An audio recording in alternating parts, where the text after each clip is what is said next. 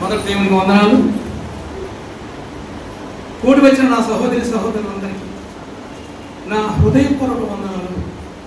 ప్రభువైన యేసుక్రీస్తు పేరిట చెల్లించుకుంటున్నాను. ఈరోజు నేను చెప్పబోయే పాఠం క్రీస్తు సంఘం. 2025 సంవత్సరములుగా కొన్ని లక్షల మంది ఈ క్రీస్తు సంఘం అనే సబ్జెక్ట్ని కొన్ని లక్షల సార్లు చెప్పాడు. కానీ ఎందుకో ధైర్యం చేసి నేను ఈ మెసేజ్ ఇప్పుడు చెప్పాలని ఆలోచన కలిగి ఉన్నాను. మత్తయి 16:18 పాయింట్లు కొద్దిగా. And I say also unto thee that thou art Peter, and upon this rock I will build my church, and the gates of hell shall not prevail against it. మరియు నీవు పేతురువు, ఈ బండ మీద నా సంఘమును కట్టుదును, పాతాళ లోక ద్వారములు దాని ఎదుట నిలువనేరవు. యేసు ప్రభువారు కట్టబడబోయే సంఘం గురించి చెప్తున్నారు. అప్పటికి సంఘం కట్టబడలేదు. అంటే క్రీస్తుకు పూర్వం ఉండే ఏ పేర్లైనా సరే ఆ సంఘము పక్కనే వర్తించవు. ఇప్పుడు ఉండే సంఘాల పేర్లు ఏవైనా ఆ సమయంలో యేసు ప్రభువారు ప్రస్తావించారా? లేదు. పోనీ ఇస్కరియోతు యూదా లాంటి వాడికి ఈ బాధ్యతను అప్పగించారా? యేసు ప్రభువారు తనకు తానుగా ఏకవచనంతో చెప్తున్నారు ఈ మాట. ఈ బండ మీద నా సంఘమును కట్టుదును. ఒక బాధ్యత కలిగిన ఒక నమ్మకస్తుడికి అప్పగించాలి ఈ బాధ్యత. సంఘము క్రీస్తు. క్రీస్తు ఎవరు? సంఘానికి క్రీస్తు పేరు పెట్టాలి అంటే అతను ఎవరు అని వాల్యుబుల్ ఏంటి? ఈరోజు అనేకమైన పేర్లతో సంఘాలు పెట్టుకుంటున్నారు.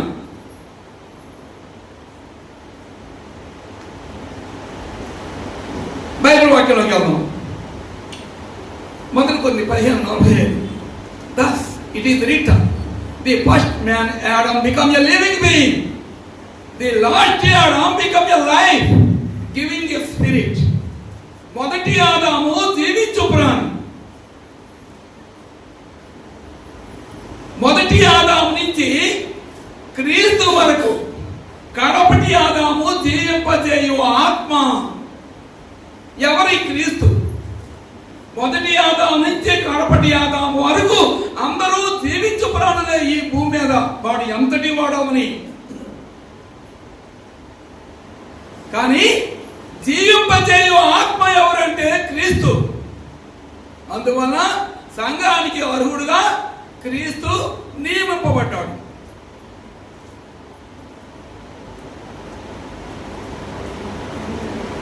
ఈరోజు అనేకమైన సంఘాలు రావడానికి, అనేకమైన బోధలు రావడానికి గల అసలు కారణం ఏమిటి? అసలు సంఘం గురించి ఇంకో విలువైన మాట మనం చెప్తాం. ఎఫెసీ 5:2. పురుషుడు తన భార్యకు శిరస్సు అయ్యున్నలాగున సంఘమునకు శిరస్సు క్రీస్తు. భార్య భర్తల బంధాన్ని ఇక్కడ ఒక బలోపేతం చేస్తుంది ఈ మాట. క్రీస్తుకి, సంఘానికి, భార్యకి, భర్తకి, భార్యాభర్తల బంధాల్ని విలువను పెంపొందించే దిశగా తెలియపరుస్తుంది ఈ మాట.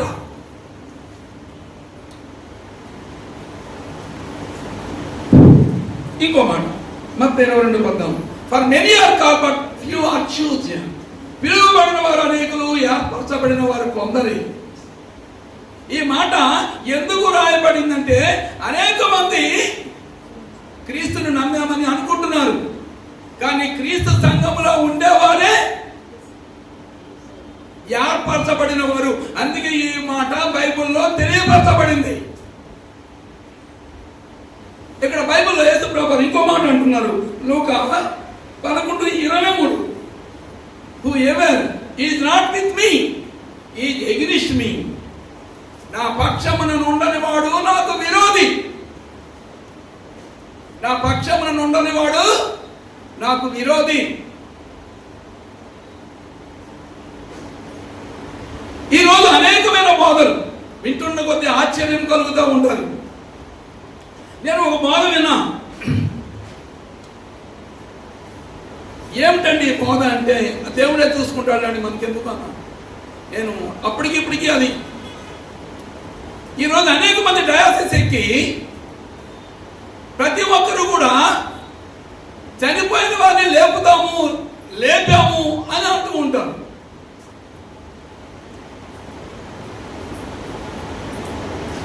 చనిపోయిన వారిని లేపడం అంటే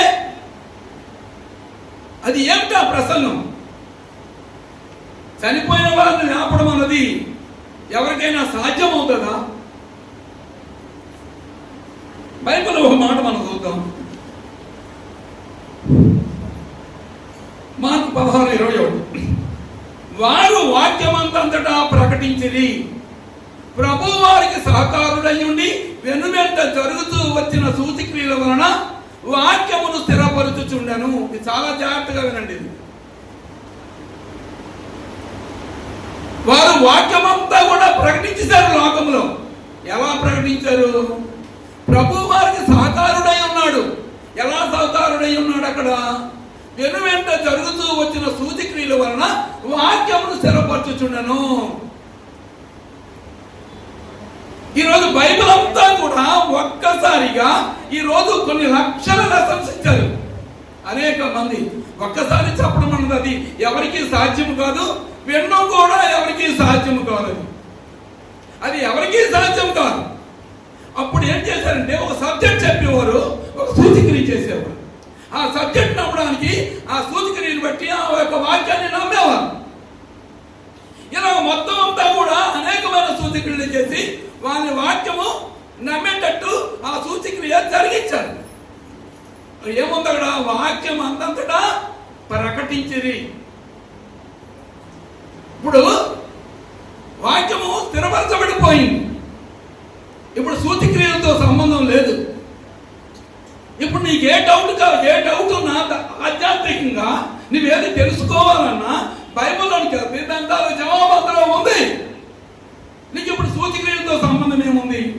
అవసరం ఏముంది?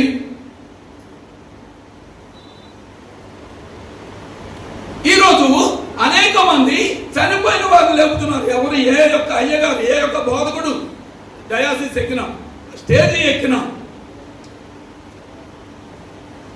ఆశ్చర్యం ఏమిటంటే,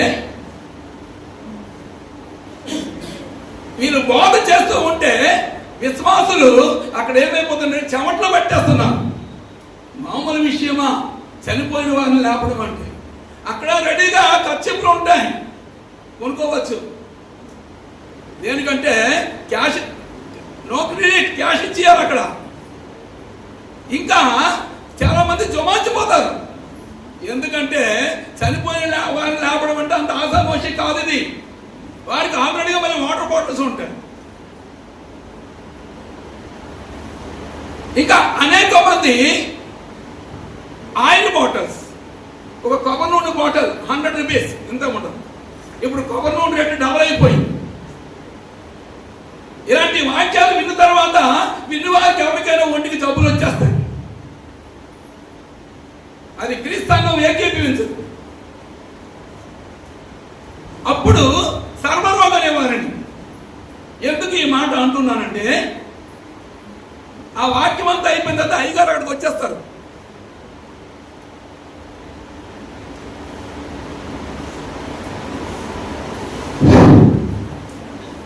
అక్కడ సేల్ అవుతుంది ఆయిల్ బాటిల్స్. అక్కడికి వెళ్తాడ ఒక అతను అమ్మేవాడు అంటాడు, అయ్యగారు ఈ అమ్మాయి ఈవిడి 2 బాటిల్ అడుగుతుంది, ఇవ్వచ్చా అని అడుగుతారు. అయ్యయ్యో ఎవరికి చాలు, అందరికీ ఉండాలి ఆ బాటిల్స్ అంటాడు ఈ అయ్యగారు. ఈ విశ్వాసం ఏం తెలుగు తగ్గుతాయా? ఈవిడి ఇంకో అందులో దూరిపోయి మరి ఒక బాటిల్ ఎక్స్ట్రా అడుగుతారు. మరి అయ్యగారు ఏం తెలుగు తక్కువ, ఇలా సేల్ పెరుగుతుందని అక్కడ ఎవరికి కూడా ఒకటే ఎక్కువ ఇవ్వద్దని చెప్తాడు. ఎందుకంటే లాస్ట్కి ఒక వ్యాపారం అయిపోయింది. ఈరోజు అనేకమైన సంఘాలు ఒక వ్యాపారం అయిపోయింది. ఇక్కడ విశ్వాసులు తనకి పిల్లలని ఇందాక అనుకున్నాం.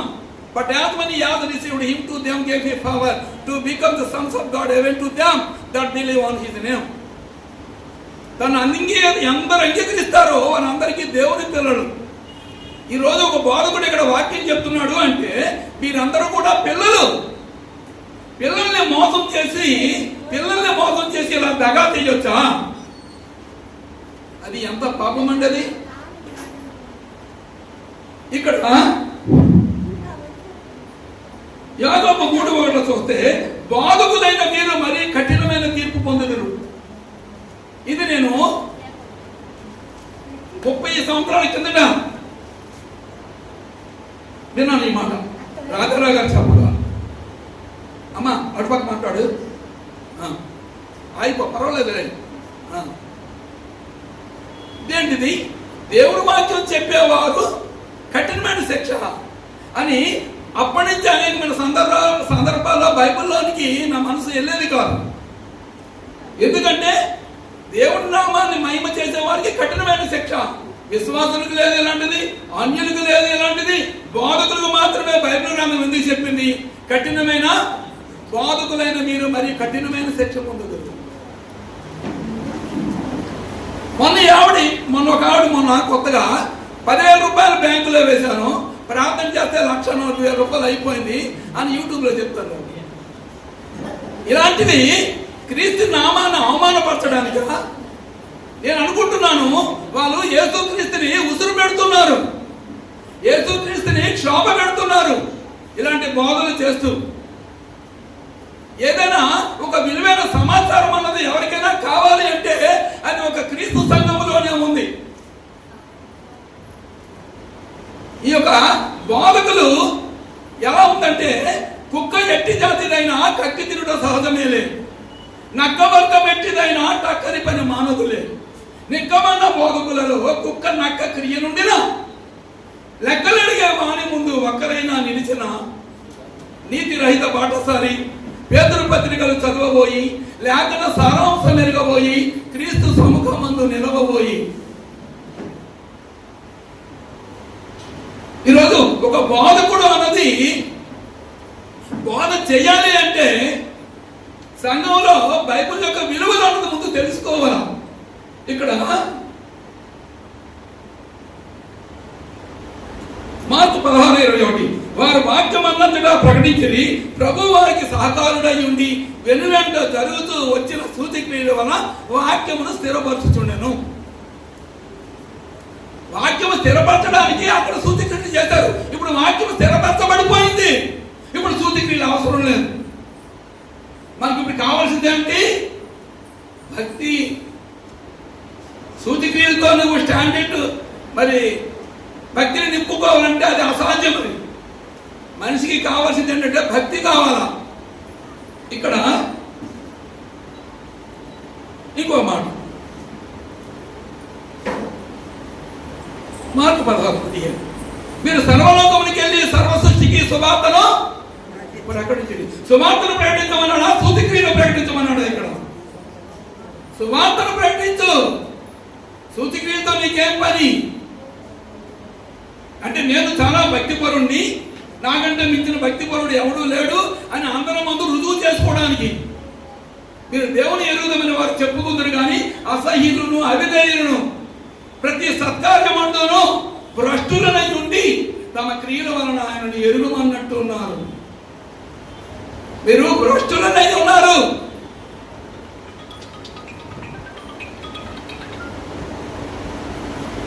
ఇక్కడ దేవుని వాక్యం అన్నది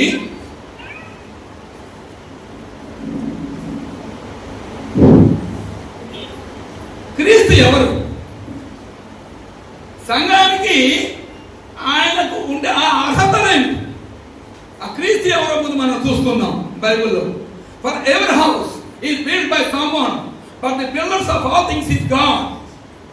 ఏదైనా ఒక ఇల్లు సమస్తమును కట్టబడును, సమస్తమును కట్టబడిన వాడు దేవుడే. ఒక ఇల్లు ఒకరి చేత కట్టబడును, సమస్తమును కట్టిన వాడు దేవుడే. ఆ సమస్తమును కట్టిన వాడు ఎవరంటే యేసుక్రీస్తు. చెప్తాం లాస్ట్ ఇవన్నీ కూడా. ఇంకో మాట చూస్తున్నట్టయితే ఆదికాండం 1:24 And God said, let the earth bring for living creatures according to their kinds, livestock and creeping things and birds of the earth according to their kinds, and it was so. దేవుడు మాట్లాడి చేత జాతి ప్రకారము జీవము గల వాటిని అనగా పశువులను, పురుగులను, అడవి జంతువులను భూమి పుట్టించునుగాక అని పలికెను. ఈరోజు అనేక మంది మూగ జంతువుల్ని ప్రపంచంలో దైవాలుగా పూజిస్తారు. వాళ్ళు పూజించేటప్పుడు ఇవి ఎలాగ భూమి మీద పుట్టాయో అన్న సంగతి కూడా వాళ్ళు తెలుసుకోవాలి కదా. దేవుడు ఒక మాట అన్నాడు, భూమి పుట్టించునుగాక అని పలికాడు. అంతే, ఈ భూమి పుట్టిసారు. అది ఎవరు? ఆ మాట అనేది ఎవరు? యేసుక్రీస్తు. అది కూడా మీకు చెప్తాను లాస్ట్. ఇంకో మాట చూసింది, there is a salvation in no one else, for there is no other name under heaven given among man by which we must be saved. మరి ఎవరి వలన రక్షణ కలగదు? ఈ నామము వలనే రక్షణ పొందగలరు. ఆకాశం క్రింద ఇవ్వబడిన మరి ఏ నామములోనూ రక్షణ లేదు. ఎవరి వల్ల రక్షణ వస్తుందో సంఘానికి అతడే అర్హుడు. అర్హత, సంఘానికి అర్హత ఎవరు? ఈ భూమి మీద పుట్టే వారందరూ కూడా ఎవరు? జీవించు ప్రాణులే. ఆ సంఘానికి అర్హుడు ఎవరంటే జీవింపజేయు ఆత్మ, అతడే క్రీస్తు. ఇంకో మాట,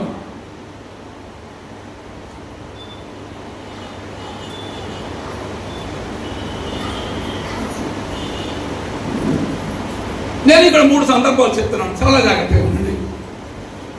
ఈ భూమి మీద మానవుడికి తన యొక్క ప్రాణాన్ని పెట్టింది ఆయన. ఈ మనిషి యొక్క పాపాన్ని విమోచించడానికి, అంటే తొలగించడానికి శిలువ మీద తన ప్రాణాన్ని పెట్టింది ఆయనే.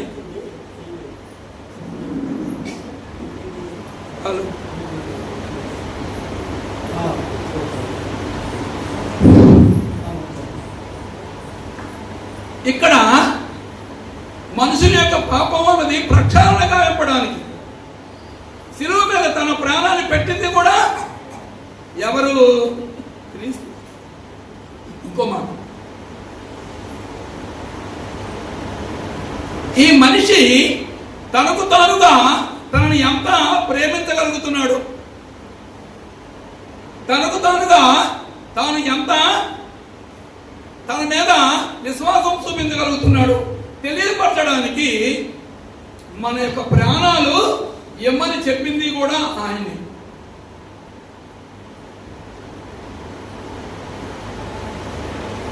ఇక్కడ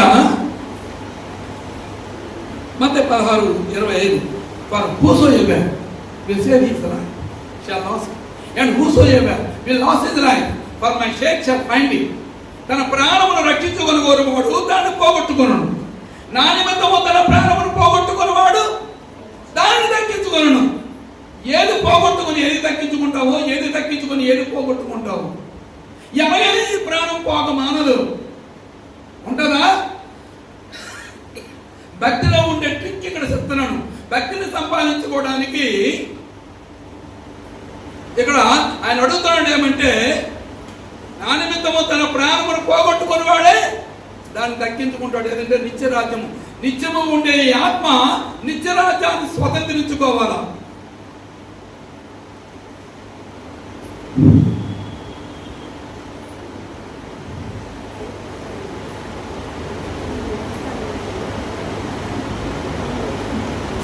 ఎనిమిది 46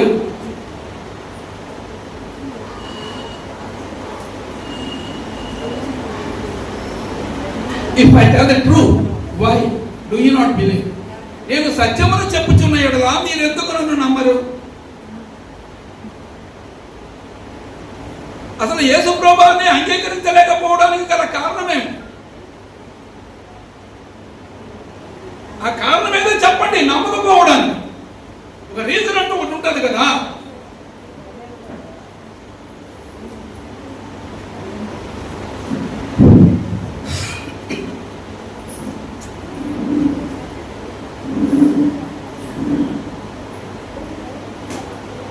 10:36.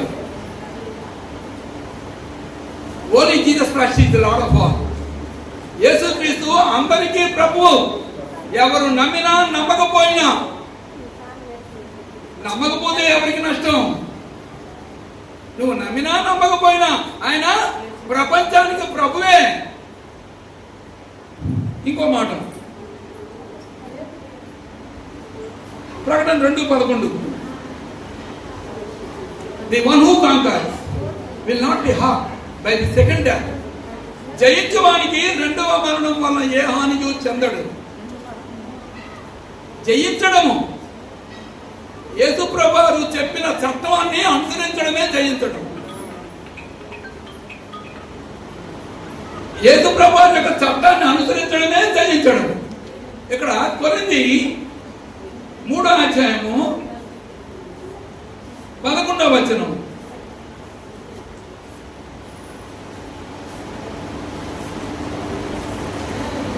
కొరింథీ 3:11.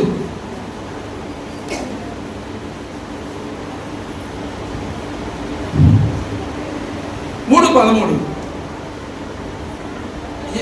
ఈరోజు అనేకమైన బోధలు చేస్తారు, అనేకమైన సంఘాల్లో ఉంటారు, అనేక మంది అనేక రకాలుగా ప్రవర్తిస్తూ ఉంటారు. ఒక రొట్టె విషయంని ప్రతిరోజు తీసుకుంటారు, వారానికి ఒకసారి తీసుకుంటారు, నెలకు ఒకసారి తీసుకుంటారు, సంవత్సరానికి ఒకసారి తీసుకుంటారు. కొంతమంది అసలు తీసుకోరు. ఎందుకంటే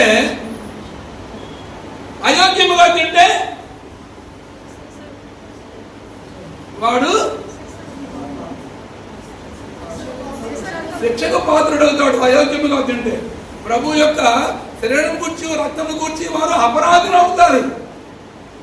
ఆ ఆలోచన, నేను ఈ పర్వాది భోజనం తీసుకోనన్న ఆలోచన ఉండేటప్పుడు నేను చివరి వరకు కూడా నేను నమ్మకంగా విశ్వాసంగా క్రీస్తులో జీవించాలని నేను ఆలోచన వానికి పుట్టేటప్పుడు అసలు బాప్తిజం తీసుకోవడమే అనవసరం కదా. నీతి, భక్తి, ప్రేమ, విశ్వాసము, సాత్వికము, ఓర్పు సంపాదించుకోండి ప్రయాసపడము. బైబిల్ చెప్తున్న మాటలు 7 సంపాదించమంటున్నాడు. విశ్వాస సంబంధమైన మంచి పోరాడము, నిత్య జీవమును చేపట్టము. ఈ మనిషి భూమి మీద పుట్టడం దేనికంటే నిత్య జీవాన్ని సంపాదించడం కోసం. నిత్య జీవం ఎక్కడ ఉందండి? దేవుడు ఏర్పాటు చేశాడు. అందులో ఈ ఆత్మ ప్రవేశించాలి అంటే యేసుప్రభువు యొక్క చట్టాలున్నాయి. బోలుడు,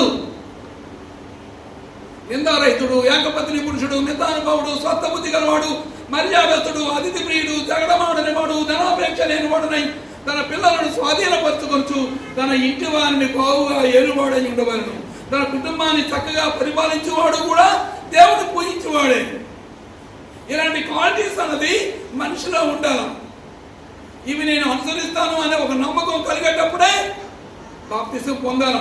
బాప్తిసం పొందిన తర్వాత ఈ విషయాలన్నీ తెలిస్తే దీంట్లో జాగ్రత్తగా అవి అనుసరించడానికి ప్రయత్నం చేయాలి. ఎందుకంటే ఈ చట్టం అన్నది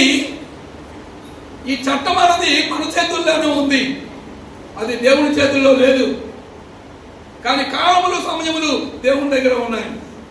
And he said unto them, it is not for you to know the times or the seasons which the Father has put in his own power. కాలములు, సమయములు తండ్రి ఆధీనమందు ఉన్నాయి. అది మనం తెలుసుకోవడం మన పని కాదు. కానీ ఈ చట్టాలు ఉన్నాయే, అది మన చేతిలోనే ఉన్నాయి, అది దేవుని చేతిలో లేవు.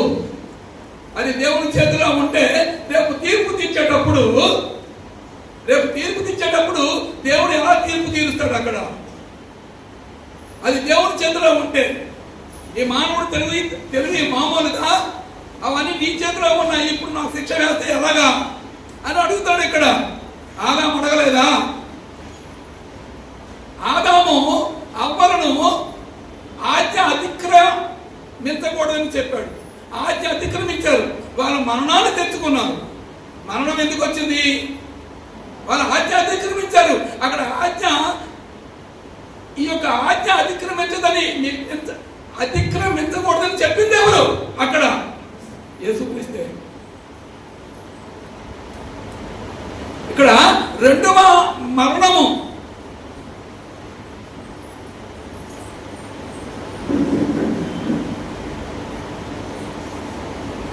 రెండవ మరణాన్ని జయించువాడు. ఆ రెండవ మరణం అన్నది ఇక్కడ ప్రవేశపెట్టింది ఎవరు? ఈ చట్టాన్ని అతిక్రమించడం ద్వారా వస్తుంది. అది యేసుక్రీస్తు ద్వారానే కలిగింది. ఇక్కడ ఇంకో మాట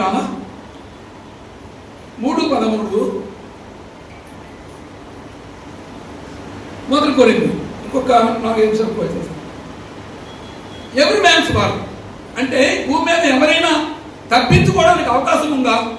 ఎంతటి వారికైనా సరే ఏ తప్పు చేసినా తప్పించుకోవడానికి అవకాశం ఉందా? ఎవరికీ లేదని చెప్పండి. Every man's work shall be made manifest of the day, shall declare it, because it shall be revealed by fire, and the fire shall try every man's work of our sort it is. వారి పని కనబడును. మనం అనుకుంటాం మనం చేస్తుంది ఏదో తెలియదు అనేసి. మనం ఏ తప్పు చేసినా ఇక్కడ మన అంతరాత్మ చెప్తుంది తప్పు అని. ఏ మంచి పని చేసినా మన అంతరాత్మ చెప్తుంది ఇది మంచి అని. To one a fragrance from death to death, to the other fragrance from life to life. నశించేవారు మరణాంతకరమైన మరణపు వాసనగాను, రక్షింపబడేవారు జీవాంతమైన జీవోపవాసనగాను ఉన్నారు. నీ ప్రవర్తన బట్టి నీ వాసన ఇప్పుడే నీ శరీరంలో నుంచి నీ ఆత్మ రూపేణ దేవుని యొద్దకు వెళ్ళిపోతుంది. అనేక మంది ఆత్మ లేదు అని అంటారు.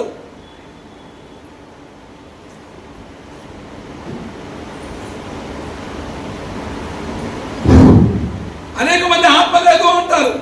అనేక మంది అంటే చాలా మంది ఆత్మ లేదు అంటారు, పరమాత్మ గురించి మాట్లాడతారు.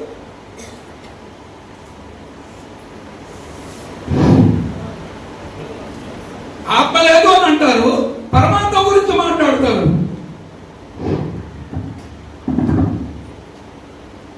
ఆత్మ లేదన్నప్పుడు పరమాత్మ గురించి ఎందుకు మాట్లాడడం? శరీరం ఉందంటే శరీరం గురించి మాట్లాడడం అర్థం ఉంటుంది. Those who are in the flesh cannot please God. కాగా శరీర స్వభావం కలిగిన వారు దేవుని సంతోషపరచలేరు. ఆత్మ స్వభావం వేరు, శరీర స్వభావం వేరు. ఇక్కడ ఏ ఒక్కరైనా సరే వాని పని కనబడును. ఆ దినమును దాన్ని తేటపరచబడును. అది అగ్ని చేత బయలుపరచబడును. వాని పని ఏంటిదో అది అగ్నియే పరీక్షించును. ఎవరు తప్పించుకుంటారు ఇందులో? ఆయన చట్టంలో ఎవరైనా తప్పించుకోగలరా?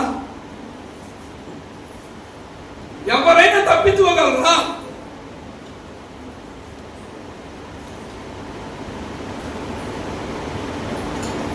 మూడు పద్దాల్లో ఈరోజు మనం సంపాదించుకున్నది ఏమిటంటే, ఈరోజు 2025 సంవత్సరాల క్రితం ఏ సంఘంలో ఆరంభింపబడిందో పేతురు ద్వారా, ఆ సంఘంలో ఈరోజు మనం ఉన్నాం. ఈ విషయం అప్పుడు యేసుప్రభువు వారు అక్కడ ఎవరికి చెప్పొద్దని చెప్పాడు. They charged his disciples that they should not tell no man that he was Jesus Christ. అటుపైన తాను క్రీస్తునని ఎవరితోనూ చెప్పవద్దని ఆయన తన శిష్యులకు ఖండితంగా ఆజ్ఞాపించను. ఎందుకంటే ఆయన ప్రయాణము శిలువ మరణం దాకా వెళ్ళాలి. శిలువ మరణం దాకా వెళ్ళి శిలువలో ఉండే విలువలు భూమి మీద ప్రతి మనిషి కూడా తెలుసుకోవాలి వాక్య రూపేణ. అప్పుడు కానీ క్రీస్తు ఎవరికి అర్థం కాడు. అప్పుడు కానీ క్రీస్తుని ఎవరు ప్రేమించలేరు. అంతవరకు ఎవరు కూడా తను క్రీస్తునని ఎవరు ప్రకటించకూడదని యేసుప్రభువు వారు తన శిష్యులకు ఖండితంగా ఆజ్ఞాపించాడు. అది అసలైన కారణం.